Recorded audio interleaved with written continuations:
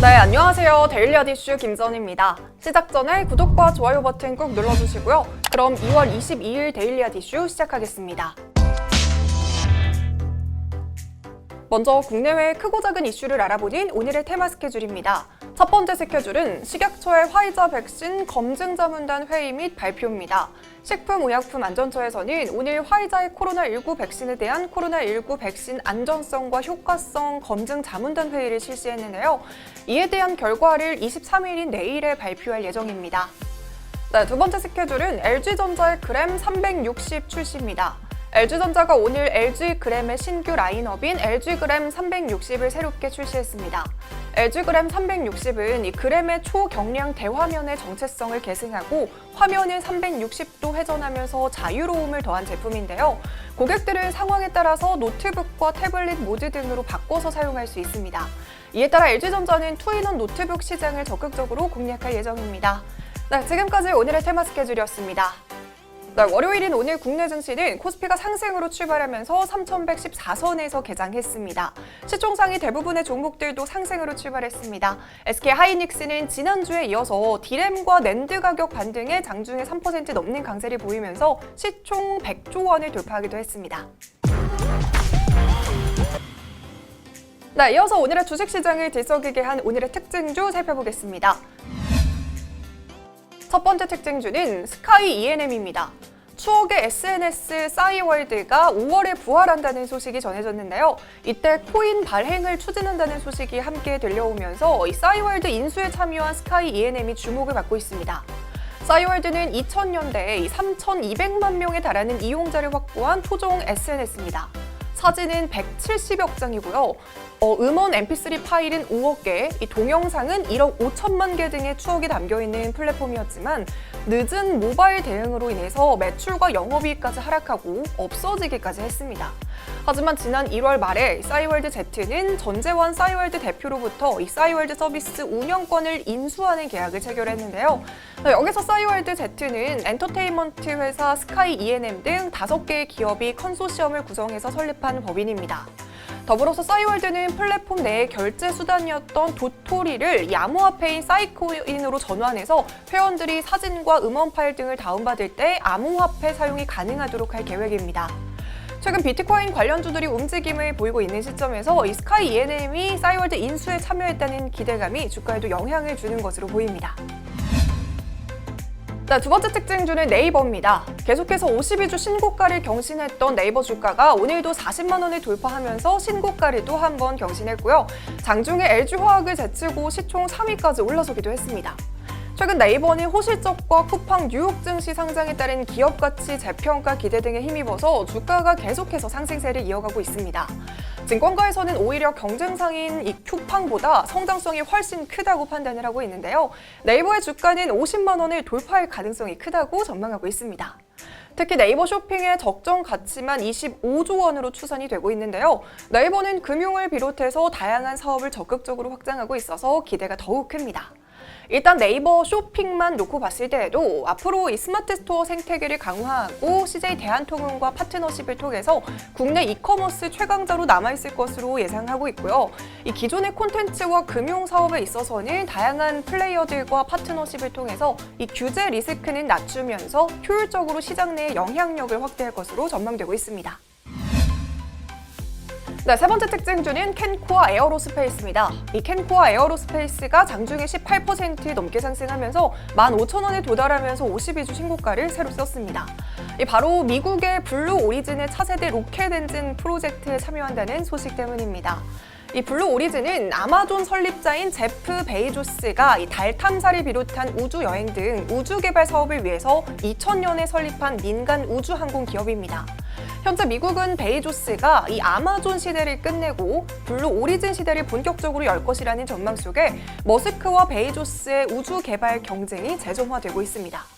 네, 여기에 캔코아는 2년 동안 이 까다로운 검증과 준비 과정을 거쳐서 이 블루 오리진 공급 업체 등록까지 마친 상황이고요. 로켓 엔진 프로젝트에 본격적으로 참여가 됐고요. 이 엔진 생산에 소요되는 부품을 담당할 예정입니다.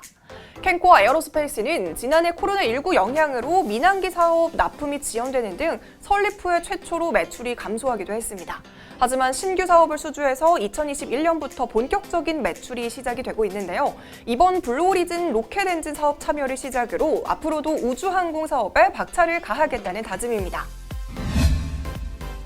네 번째 특징주는 다날입니다. 이 가상화폐 관련주 강세에 힘입어서 많은 주목을 받고 있는 다날. 이 주말이 지나고 오늘 또다시 급등세를 보였고요. 52주 신고가를 또다시 경신했습니다.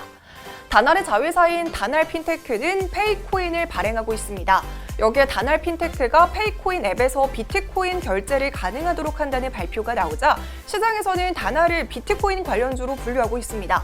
다날 핀테크 역시 최근 국내 최초 비트코인 결제 지원 발표 이후에 페이코인에 대한 기대감이 높아지면서 매일 5만 명 이상의 신규 가입자가 이 페이코인으로 유입이 됐고요. 그 결과 앱 가입자 수가 100만 명을 돌파했습니다.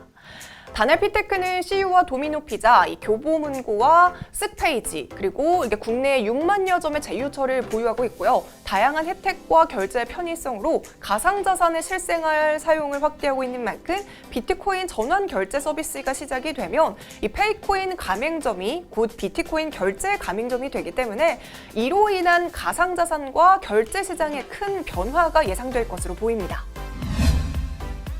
네, 다섯 번째 특징주는 포스코 강판입니다. 최근에 냉연 강판 가격 강세가 이어지는 가운데 전기차용 부품 등 신사업 모멘텀이 가시화될 수 있다는 분석이 나오면서 오늘 포스코 강판은 장 초반에 상한가를 기록했습니다. 먼저 냉연 강판에 대한 국제적인 수요와 공급 현황을 말씀드려야 될 것 같아요. 최근 다양한 국가에서 인프라 투자 확대를 비롯해서 자동차와 가전 수요 증가로 이 강판 공급 부족 현상이 발생하고 있습니다. 작년에는 톤당 $600를 밑돌았던 냉연 강판 가격은 올 들어서 $900를 넘어섰는데요. 이로 인해서 강판 가격 상승과 판매량 증가가 예상되고 있습니다. 여기에 리서치 아름의 최성환 수석 연구원은 이 포스코 강판에 대한 분석을 보고서를 통해서 발표를 했습니다. 이 포스코 강판은 냉연 강판을 컬러와 도금 강판 형태로 가공해서 판매를 하고 있는데요. 원재료 가격 상승분이 판매 가격에 전이되면서 이 수익 개선이 진행 중이고 여기에 전기차용 부품 공급 등 신사업 모멘텀 가시화도 호재로 작용하고 있다고 분석했습니다. 최근 포스코 강판에 대한 수주량이 증가하고 있기도 하고요. 하반기까지 긍정적인 영업 환경이 이어질 것이라는 기대감에 오늘 23,500원까지 도달하면서 상한가에 직행했습니다. 네, 그럼 본격적으로 오늘의 핫 이슈 알아보겠습니다. 오늘의 핫 이슈는 메디톡스 야무지게 챙긴 것은 이유 있는 상한가입니다. 네, 메디톡스가 개장하자마자 상한가로 직행했습니다. 이 메디톡스가 대웅제약과 공방을 벌이던 미국 국제무역위원회 소송이 일단락되었기 때문입니다. 원래 이 ICT 1심 판결 때에는 예비 판결보다 대웅제약의 보툴리늄 톡신 제재 판매 금지 기간이 대폭 줄었기 때문에 메디톡스와 대웅제약 중 완벽한 승자가 없다라는 평가가 있었습니다. 하지만 메디톡스의 미국 파트너사인 엘러가는 앞서 대웅제약의 미국 파트너사인 에볼루스와 보툴리늄 분주 관련 영업비밀 침해에 대한 미국 ITC 소송 관련해서 이 법적 분쟁에서 합의를 했다고 밝혔습니다. 그리고 이 에볼루스는 에브비와 메디톡스의 합의금과 로열티까지 지급하기로 했습니다. 이 로열티와 관련해서는 메디톡스는 에볼루스 주식 676만 2,652주를 취득하기로 했다고 공시했는데요. 에볼루스 전체 주식의 16.7%에 해당하는 비중이고요. 취득 금액은 약 535억 원입니다. 이렇게 에볼루스 2대 주주로 등극하게 된 메디톡스는 2년 동안 약 380억 원의 합의금을 분할로 지급받게 되고요. 판매 금지 기간인 21개월간 두 자릿수대, 그리고 이후에는 한 자릿수대의 로열티를 받기로 했습니다. 또 ITC가 에볼루스에 부과한 구제 명령 철회를 위한 신청서 제출을 포함해서 각사 간 제기를 할 수 있는 특정 청구를 상호 간 하지 않기로 합의했습니다.